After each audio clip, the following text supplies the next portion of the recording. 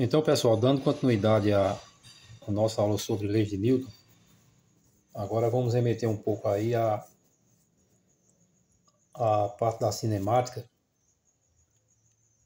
lembrando aí de uma equação, que é uma equação de segundo grau, mas ela também é uma equação que a gente pode chamar de equação de movimento. Nessa equação, o S representa a posição de um determinado objeto aí, qualquer. Agora a gente vai considerar que esse objeto ele tem uma massa de 4 kg. E esse menos 2 ele significa a posição inicial que esse objeto se encontra, conforme a gente viu no estudo da cinemática. O menos 3, que é o fator que acompanha o tempo, indica a velocidade desse objeto. É uma velocidade negativa, significando que ela está se movimentando em sentido contrário à orientação positiva da trajetória. E o fator 2, que acompanha o tempo quadrado, ele corresponde à metade da aceleração.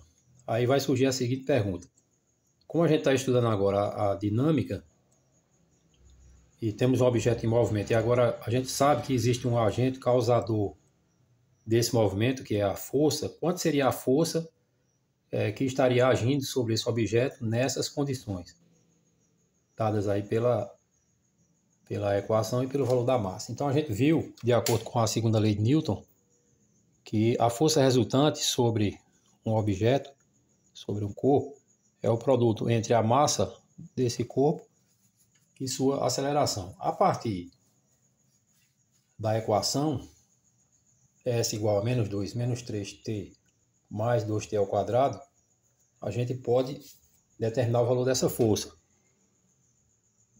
Então, multiplicamos a massa, que é 4 kg, multiplicado pela aceleração.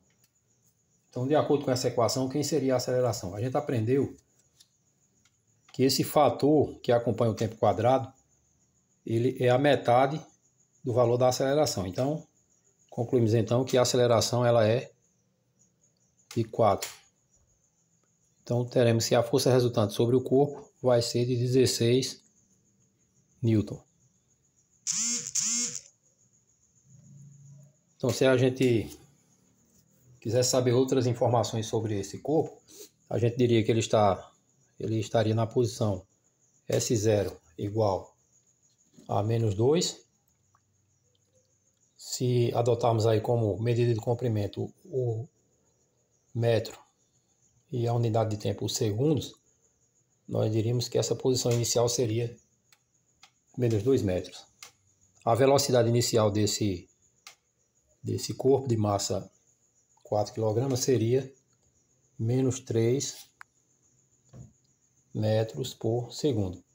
E a aceleração dele seria exatamente 4 metros por segundo ao quadrado. Porque a gente viu que essa equação na forma geral dela, ela se escreve assim.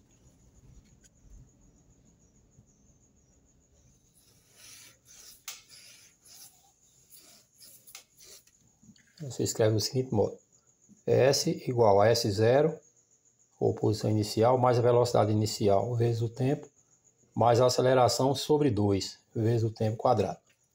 Então, logicamente que esse valor 4 aqui, quando a gente substituir aqui no lugar do A, então vamos ficar com 4 dividido por 2, 2. E aí retornamos àquela equação que estava escrita dessa forma. Menos 2 metros, mais uma velocidade de 3 metros por segundo, negativa, ou seja, 3t, mais 2t ao quadrado. Então essa foi a equação proposta no exercício. E a gente viu que esse fator que acompanha o tempo quadrado ele é exatamente a metade da aceleração. Então a aceleração tem que ser 4. E aí nos leva a um valor de força de 16 Newton.